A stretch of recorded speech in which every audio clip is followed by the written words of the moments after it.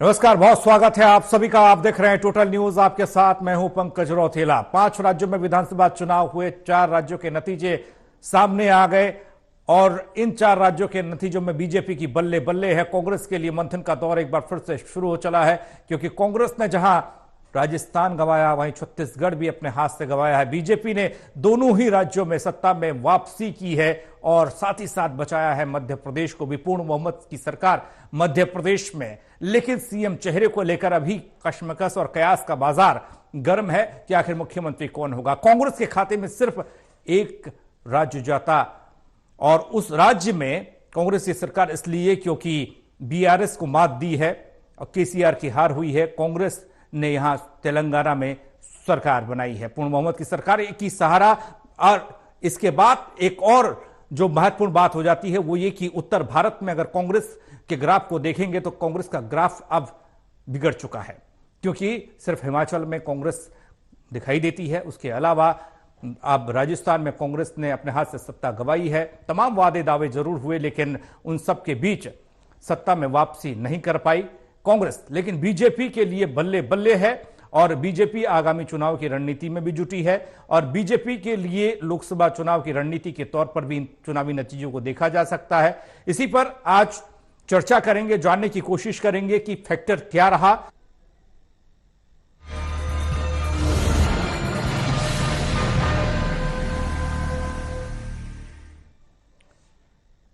तो चुनावी नतीजे आ गए, सरकार बीजेपी की बन रही है 3 राज्यों में, तेलंगाना में कांग्रेस की सरकार।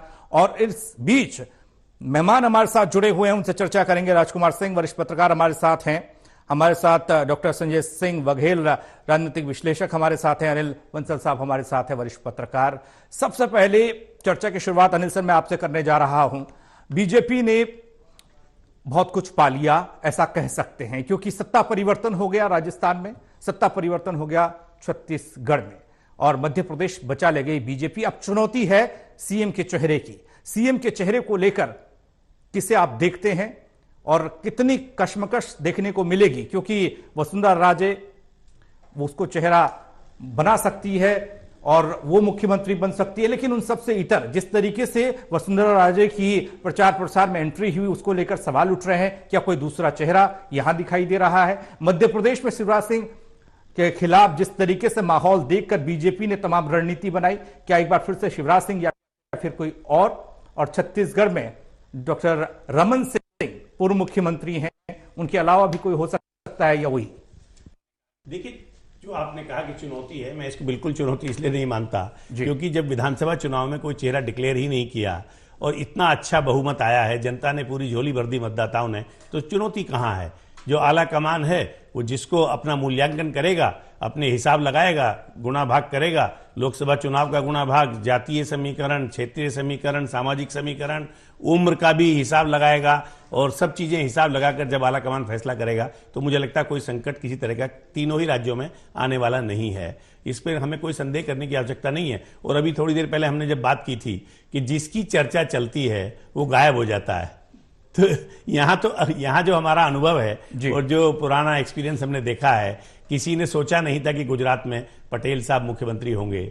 धामी साहब जब आए थे तब वो तो विधानसभा हारने के बाद फिर दोबारा भी मतलब मुख्यमंत्री बने, तब भी किसी ने नहीं सोचा था। तो ये तो इस तरह की पार्टी है, ऐसा संगठन है, ऐसी मजबूत स्थिति में है कि वहां कोई चुनौती, कोई संकट है ही नहीं। और तभी तो आप देख रहे हैं भाषा आ गया। मुझे याद है कर्नाटक में वीरेंद्र पाटिल एक जमाने में कांग्रेस के नेता थे, उनको बीमार थे, उनको लकवा मार गया था, अस्पताल में पड़े हुए थे। उनसे जब कैमरा लगा के पूछा गया कि अभी बहुमत आ रहा है कांग्रेस का, तो आपकी क्या राय है मुख्यमंत्री के लिए, तो उन्होंने कहा I am also in the race. जो बिस्तर से खड़े होने की स्थिति में नहीं थे वो बोल रहे थे I am also in the race of CM. तो यहां सब कह रहे हैं आला कमान जो तय करेगा, पार्टी जो करेगी, हम तो संगठन के कार्यकर्ता हैं, संगठन जो जिम्मा देगा वो पूरा करेंगे। तो जो भाषा आप तमाम उम्मीदवारों, दावेदारों और संभावित मुख्यमंत्री के चेहरों की आप देख रहे हैं, उसमें आप इसे चुनौती किस तरह से मान रहे हैं? मुझे तो इसमें कोई चुनौती कहीं नजर आ नहीं रही। मुझे लगता है कि जो आला कमान तय करेगा। नहीं सर, सियासत है, सियासत में दिखाया कम और छिपाया ज्यादा जाता है, न जाने क्या हो जाए। इसीलिए ये जानने और समझने की कोशिश की, क्या वाकई में इतना आसान है चेहरों को सामने लाकर मुख्यमंत्री की कुर्सी पर बैठा देना, या फिर आगामी लोकसभा चुनाव की रणनीति, आगामी चुनावों को लेकर भी यहां मंथन होगा। आपके पास मैं आऊंगा। राजकुमार सर, आपको क्या लगता है, क्या बहुत आसान है या कहीं पर पेच फंसता हुआ दिख रहा है? देखिए, मुझे नहीं लगता कि मुख्यमंत्री का चयन कोई मुश्किल होगा बीजेपी आलाकमान के लिए। और दो चीजें बहुत साफ समझ लीजिए, राय विधायकों की ली जाएगी, फैसला आलाकमान का होगा, उसमें भी दो लोगों का होगा, प्रधानमंत्री नरेंद्र मोदी और गृह मंत्री अमित शाह। जहां तक सवाल अगले लोकसभा चुनाव का है, तो यह जरूर ध्यान रखा जाएगा कि सामाजिक समीकरण न गड़बड़ाए। उदाहरण के तौर पर मध्य प्रदेश में बीजेपी को प्रचंड बहुमत मिला है, लेकिन शिवराज सिंह चौहान ओबीसी हैं, तो उनको अगर रिप्लेस करना भी होगा, हालांकि मेरा मानना है कि इतने प्रचंड बहुमत के बाद दरकिनार करना मुश्किल होगा, लेकिन करना भी होगा तो यह ध्यान जरूर रखा जाएगा कि किसी ओबीसी से ही किया जाए, क्योंकि अगले चुनाव में, इस चुनाव में चला या नहीं चला कास्ट सेंसस अलग बात है, ओबीसी का मुद्दा बड़ा मुद्दा अगले चुनाव में रहने वाला है। तो ये जरूर ध्यान में रखा जाएगा। फैसला आलाकमान का होगा, और पुराना अनुभव बताता है कि नरेंद्र मोदी चौंकाने वाले फैसले करने में माहिर हैं, और उनके फैसले राजनीतिक कसौटी पर सही भी साबित होते हैं। जी बघेल साहब, आप तो जिस तरीके से मध्य प्रदेश से आते हैं, तो आप अच्छी तरह से जान सकते हैं कि अगला चेहरा और वहां की सियासत को क्या लगता है, आप कौन मुख्यमंत्री होगा? देखिए, ये चुनाव लड़ा गया है मध्य प्रदेश ही नहीं, जितने अभी 5 राज्य हुए हैं वो मोदी जी के चेहरे पे लड़ा गया है जी। तो जब लड़ाई एक चेहरे को लेकर है, तो निर्णय भी मुझे लगता है सर्वमान्य जो होना चाहिए जी, वो मोदी जी की ही तरफ से होना चाहिए, शीर्ष नेतृत्व की तरफ से होना चाहिए। जहां तक रहा चेहरे की बात, तो यदि हम सिटिंग चीफ मिनिस्टर देखें तो शिवराज सिंह चौहान की वजह एक कारण हो सकता है, और वो क्लेम भी कर सकते हैं कि हम रहे हैं और हमारी वजह से जीते हैं। दूसरा एक देखिए, बीडी शर्मा वहाँ पे अध्यक्ष है, बीजेपी अध्यक्ष, तो बीडी शर्मा को भी क्लेम कर बनता है कि भाई हमारे अध्यक्षता में ये चुनाव जीता गया, तो एक वो भी बन सकते हैं। लेकिन जैसा कि अभी चर्चा पूरी चल रही थी कि बीजेपी एक ऐसी पार्टी है जो इनका नाम चलता है, उनका नाम हटा दिया जाता है, एक अनएक्सपेक्टेड निर्णय लिया जाता है जी। तो जहां तक अनएक्सपेक्टेड निर्णय की बात है, तो बीजेपी को जो मजबूत करने वाला एक लीडर मुझे पूरे दिखा है पूरे मध्य प्रदेश में, जब मैं मध्य प्रदेश की राजनीति को देख रहा हूं, तो जबलपुर से जो 4 बार के सांसद है, राकेश सिंह का भी है। राकेश सिंह 4 बार से सांसद हैं, बीजेपी के अध्यक्ष रहे हैं, और जब खराब सिचुएशन थी बीजेपी की, तब वो बीजेपी को जिताए थे जो अपने अध्यक्ष समय में। अभी 4 बार सांसद रहने के बाद बेदाग छवि रही है उनकी। एक मैं जितना समझ पाता हूँ वो संघ बैकग्राउंड से भी है। ये इस पर सोचा जा सकता है, मैं आऊंगा आपके पास, इस पर सोचा जा सकता है, इस तरह की रणनीति बन देखिए, बड़ा पॉपुलर नेम नहीं है, हम इसलिए गेस कर रहे हैं कि राकेश सिंह का नाम पॉपुलर नहीं है ठीक मध्य प्रदेश की राजनीति में, क्योंकि उनके बनिस्पत प्रहलाद पटेल भी हैं, कैलाश विजयवर्गीय भी हैं, तो ऐसे भी नरेंद्र सिंह तोमर भी हैं। लेकिन ये मैं बोल रहा हूँ कि ये कम पॉपुलर लीडर में से हैं, लेकिन काम की दृष्टि से देखा जाए तो वो काम उन्होंने, तो बीजेपी में कैटेगराइज किया जाता है, कैटेगरी देखिए, कम पॉपुलर और ज्यादा पॉपुलर, लेकिन कांग्रेस में तो लीडर खोजने पड़ते। कांग्रेस की स्थिति इसलिए, अनिल बंसल सर, एक खबर मेरे जानकारी मेरे पास आई कि उत्तर भारत में कांग्रेस का ग्राफ गिर गया, कांग्रेस साफ हो गई, हिमाचल छोड़ के अब सिर्फ दक्षिण सहारा बचा हुआ है, क्योंकि ये जो राज्य गवाए हैं, इसके बाद कांग्रेस की स्थिति बेहद खराब है। हाँ, वो तो देखिए, जहां है भी उत्तर में, मान लो बिहार में है तो वो किसी के सहारे है, आरजेडी के सहारे है, यूपी में बात हो रही है गठबंधन की तो वो अखिलेश के सहारे है। तो यहाँ तो उत्तर में तो कोई जो उनके अपने राज्य हैं, उत्तराखंड जहां सीधा मुकाबला भाजपा का कांग्रेस से होता है, या हिमाचल, या ये अपना मध्य प्रदेश, राजस्थान और छत्तीसगढ़, यही राज्य थे, या गुजरात, तो उत्तर का राज्य है नहीं। तो बाकी जो राज्य हैं हमारे, चाहे बिहार है, चाहे ये अपना उत्तर प्रदेश है, वहां तो वो क्षेत्रीय दलों के साथ ही मिलकर कांग्रेस आएगी। तो कोई अभी की बात नहीं है, मतलब अगर आप लोकसभा के संदर्भ में बात करें तो पहले भी सफाया है, राजस्थान से उनकी एक भी सीट नहीं है, मध्य प्रदेश से भी, राजस्थान, मध्य प्रदेश और छत्तीसगढ़, इनमें कहां उनकी, मध्य प्रदेश में कमलनाथ एक अकेले उनका बेटा जीता था लोकसभा, और छत्तीसगढ़ में भी एक आधी सीट होगी। तो लोकसभा में तो पहले से ही सफाया है। यानी उत्तर प्रदेश में सिर्फ सोनिया गांधी जीती थी, राहुल गांधी खुद हार गए थे, हिमाचल में उनको कोई सीट नहीं मिली, उत्तराखंड में कोई सीट नहीं मिली, दिल्ली में कोई सीट नहीं मिली। तो लोकसभा के संदर्भ में तो कांग्रेस पहले से ही उत्तर भारत में साफ है। सिर्फ जो है ये राज्यों में जो उनकी सरकार थी, 18 में 3 राज्यों में जीते थे, मध्य प्रदेश बीच में चली गई, तो अब ये उन्होंने 2 सरकारें भी अपनी गंवा दी। छत्तीसगढ़ भी सर सहारे सहारे कांग्रेस दिखाई दे रही है, हालांकि कभी सहारा दूसरों के लिए बना करती थी, आज सहारा खोज रही है।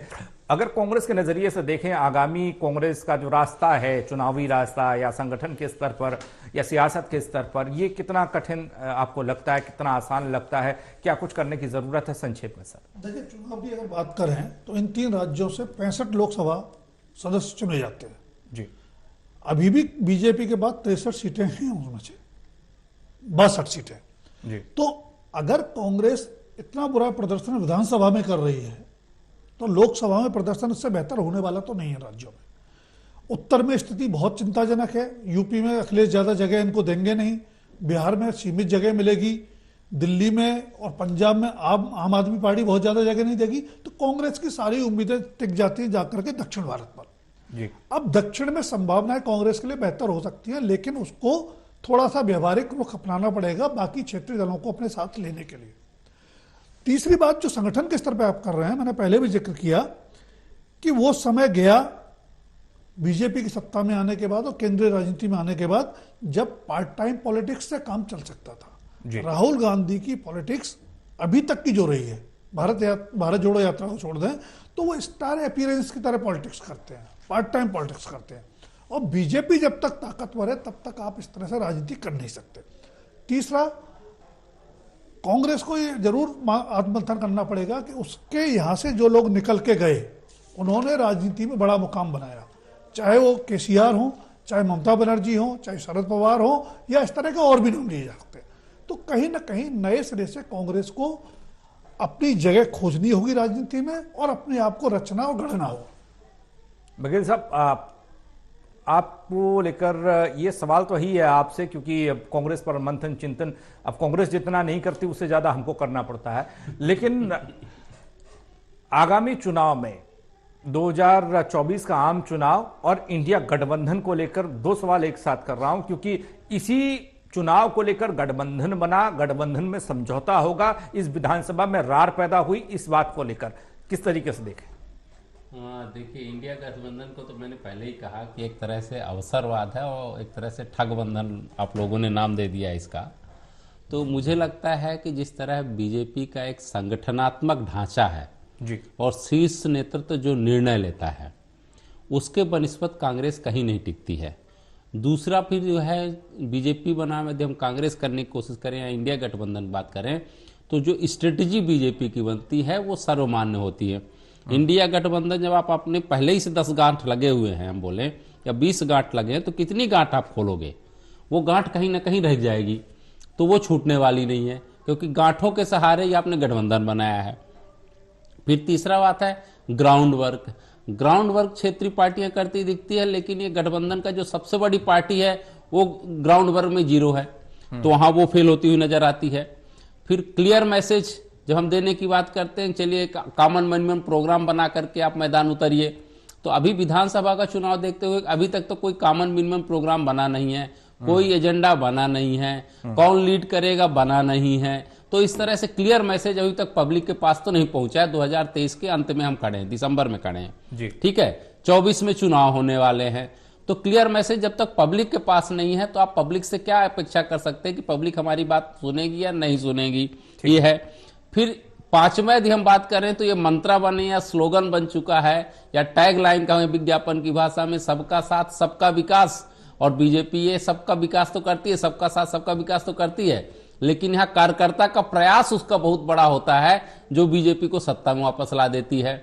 आपका विकास करने की तो कोशिश करते हैं, लेकिन कार्यकर्ता आपका दिखता नहीं है, कार्यकर्ता का कहीं प्रयास नहीं दिखता है। तो ये बहुत सारी ऐसी चीजें हैं जो कांग्रेस को कमजोर करती है, और जो कांग्रेस की कमजोरी है वही बीजेपी को मजबूत करती है। इसलिए बीजेपी टिकती चली जाती, जीतती चली जाती, तो कांग्रेस हारती चली जाती। Anil Bansal sir, common minimum programme, इस तरह की बातें की जाती है, लेकिन ये इस गठबंधन में आपको कोई चीज कॉमन दिखाई देती है? अगर दिखाई देती है तो वो क्या है? दूसरा सवाल ये कि जो चुनावी नतीजे आए, जहां बीजेपी की बल्ले बल्ले हुई, कांग्रेस को एक बार फिर से सोचने पर मजबूर हुआ। आगामी लोकसभा चुनाव पर इसका कितना असर पड़ता देखते हैं? 2 सवाल। देखिए, आगामी लोकसभा चुनाव पर तो इसका असर यही पड़ेगा कि जो कांग्रेस पार्टी है उसकी बार्गेनिंग पावर कम होगी क्षेत्रीय दलों के साथ। रही बात यह कि जो आपने कॉमन मिनिमम प्रोग्राम की बात की, कॉमन मिनिमम प्रोग्राम एजेंडा नहीं है, वो घोषित है। उसको आप अवसरवादी कहें, ठग गठबंधन कहें, कुछ भी कहें, वो तो कहकर ही चल रहे हैं कि हमारा लक्ष्य भाजपा को सत्ता से हटाना है। तो जब वो अपना एजेंडा घोषित कर चुके हैं कि भाजपा को केंद्र की सत्ता से हटाना है, बाकी चीजें कॉमन मिनिमम प्रोग्राम, हम क्या कार्यक्रम लाएंगे क्या नहीं लाएंगे, उसके आधार पर वो बात नहीं कर रहे हैं। लक्ष्य, उनकी एकता के पीछे लक्ष्य है भाजपा को सत्ता से हटाना। तो वो मुद्दा वही है। और कॉमन मिनिमम प्रोग्राम तो बन जाते हैं। और कई बार आपने देखा जम्मू कश्मीर में बीजेपी ने महबूबा मुफ्ती के साथ भी मिलकर सरकार चलाई, बिल्कुल, जो एक तरह से अलगाववादी पार्टी वहां मानी जाती रही। तो ये सब प्रोग्राम बनना, गठबंधन, ये महत्वपूर्ण बात नहीं है। महत्वपूर्ण ये है कि सीटों का तालमेल कर पाते हैं या नहीं कर पाते, और कितनी सहजता, सुगमता और एक सद्भावपूर्ण माहौल में कर पाते हैं। लालू नीतीश तो अभी भी चल रहे हैं, क्योंकि बात जो देखिए पंकज जी, बात है कि हर राज्य में भाजपा के पास 51% वोट नहीं है, और यही उनके इंडिया गठबंधन की एकमात्र आइडियोलॉजी है या चुनौती है या बेसिस है कि हम बीजेपी से लड़ेंगे इस आधार पर 1 to 1, जो शरद पवार कहते हैं या नीतीश कुमार ने कहा था कि हमारा मकसद कि देश की 400 लोकसभा सीटों पर भाजपा की एक उम्मीदवार के मुकाबले अपना एक उम्मीदवार विपक्ष का देना, ये हमारा मकसद है। तो ये उसमें अगर सफल होते हैं तो निसंदेह निश्चित रूप से बीजेपी के लिए चुनौती भी होगी, और हमें मानकर चल सकते हैं कुछ ना कुछ नुकसान बीजेपी को होगा। क्योंकि जो बीजेपी के गेन वाले राज्य हैं वहां बीजेपी पहले ही चरम स्थिति को प्राप्त किए हुए है, चाहे वो गुजरात है, चाहे वो मध्य प्रदेश है, चाहे वो छत्तीसगढ़ है, चाहे राजस्थान है, चाहे उत्तर प्रदेश है। इन राज्यों में पहले ही भाजपा की राजकुमार सर, छोटे अधिकतम संक्षेप में बताइएगा कि ये कॉमन मिनिमम प्रोग्राम में कॉमन क्या है इस इंडिया गठबंधन में, अगर आपको लगता है कोई चीज, क्योंकि सारे लोग नकार चुके हैं। दो चुनावी नतीजे आ गए तो चुनावी नतीजों का असर आगे भी देखा जाता है, बात दूर तलक जाएगी और वहां भी बात होगी कि देखिए हमने वहां आपको हराया, वहां आपको हराया, जीत हासिल की है। आम चुनाव पर कोई असर दिखेगा नतीजों का?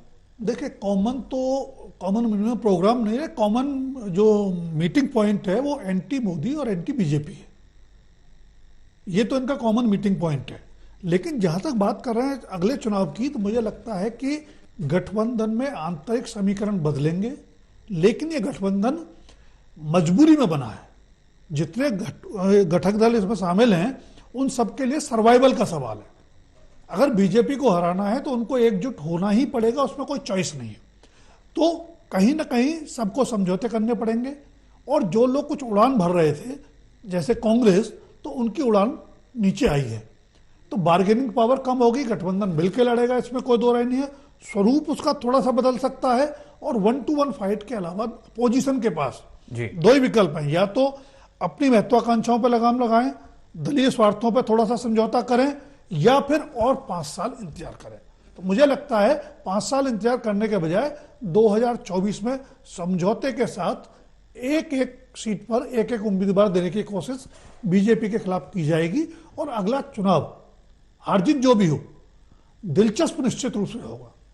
दिलचस्प चुनाव तो ये भी रहा है जिसके नतीजे आज बेहद दिलचस्प आए हैं, जहां 2 राज्यों में सत्ता परिवर्तन कर बीजेपी ने कब्जा कर लिया, एक राज्य को बचा लिया। लेकिन बघेल साहब, इस ओवरऑल राजनीति को देखें, अब तक 5 राज्यों में चुनाव, हालांकि एक के नतीजे आने बाकी हैं, किस तरह की रणनीति बीजेपी की और कांग्रेस की रही और इसमें अंतर रहा जिसका असर इन नतीजों पर देखा जा सकता है?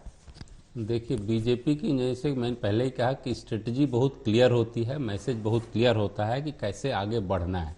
जहां तक आप पूछ रहे थे कि भाई ये गठबंधन का क्या स्वरूप होगा और क्यों बनाया गया है, बीजेपी को रोक पाएगी या नहीं रोक पाएगी, तो ये सीधे सीधे गठबंधन का काम ही था। जैसे मैंने पहले ही कहा कि ये सीधा सीधा इस गठबंधन में एक अवसरवाद दिखाई देता है। दूसरा, राजकुमार जी ने भी कहा कि मोदी और किसी तरह भाजपा को रोकना है जी, क्योंकि अपना रोजगार बनाए रखना है, बेरोजगार न हो जाए, इसलिए मोदी और भाजपा जब तक रुकेगी नहीं तो अपना जो धंधा पानी है वो नहीं चलेगा। तीसरा, सत्ता के माध्यम से सबकी भागीदारी बनाए रखना जी, भागीदारी बनी रहेगी तो सबकी हिस्सेदारी बनी रहेगी। तो वो भागीदारी के माध्यम से हिस्सेदारी पे कब्जा करना चाहते हैं, क्योंकि उनका फिर एक तरह से बंटवारा जो होगा आपस में वो सब खत्म हो जाएगा। चौथा ये है कि हम कह सकते हैं जीवन मरण का सवाल है। एक तरह से यदि भाजपा इसी तरह बनी रही और 5-10 साल बन गई तो उनकी पूरी तरह से अस्तित्व खत्म हो जाएगा, राजनीतिक अस्तित्व खत्म हो जाएगा। इसलिए हम ये थोड़ा कहना अजीब सा लग रहा है कि चोर चोर मौसेरे भाई टाइप से मामला यहाँ पे है, सब उस तरह से जोड़ने की कोशिश कर रहे हैं। लेकिन कुल मिला के बोले तो एक तरह से राजनीतिक जो एक तरह से उनका जीवन है और वो एक तरह से पद पे बने रहने की आकांक्षा है वो खत्म हो जाएगी। और इसके बनिस्पत ये देखिए कि दूसरी तरफ मैंने पहले ही कहा कि मोदी जी जब ये कहते हैं खड़े मन से कि भाई 3 दिसंबर जादूगर छू मंतर, या कहते हैं देश नहीं झुकने दूंगा, तो ये जो मैसेज देते हैं और क्लियर मैसेज देते हैं तो सीधे सीधे जनता के दिल में लगता है कि भैया ये व्यक्ति परिवारवाद से अलग है, क्षेत्रवाद से अलग है, देश आगे प्रमुख है, देश का गौरव आगे है, देश का विकास आगे है, देश के युवा आगे हैं, देश की टेक्नोलॉजी आगे है, देश का इंफ्रास्ट्रक्चर आगे है। जब ये मैसेज एक तरफ है, दूसरी तरफ आप अपना अवसरवाद देख रहे हैं, तो सीधे सीधे एक तरह से मैसेज तो क्लियर है कि बीजेपी भाई राष्ट्र के विकास की बात करती है और आप जो है स्वयं के विकास की बात करते हैं, आप परिवार के विकास की बात करते हैं। तो पिक्चर बहुत क्लियर है कि 2024 में ये मैसेज जाने वाला है। क्या अपने अकेले दम पर बीजेपी को रोक पाना मुश्किल है? अगर मुश्किल है तो फिर गठबंधन है। अगर गठबंधन में भी किसी पार्टी को रोका नहीं जा सका या नहीं जा रहा है तो फिर अगला कदम क्या होगा? क्योंकि जो चुनावी नतीजे आए, चुनावी नतीजों ने बता दिया कि 3 राज्यों में बीजेपी की जीत, 1 राज्य में कांग्रेस को जीत मिली है। लेकिन कांग्रेस को नुकसान ये कि 2 राज्यों में सत्ता कांग्रेस ने गंवाई है। मिजोरम के नतीजे आने अभी बाकी हैं।